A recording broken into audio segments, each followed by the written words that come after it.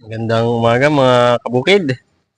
Ayan, tayo po'y nagpipiknik dito sa ilalim ng manggahan.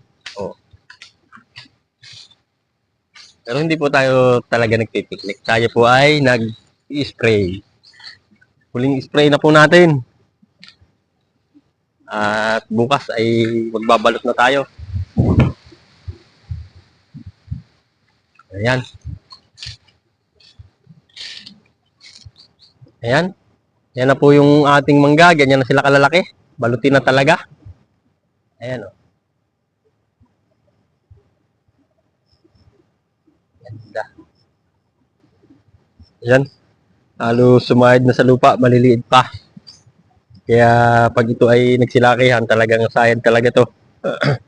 Magtutukod tayo.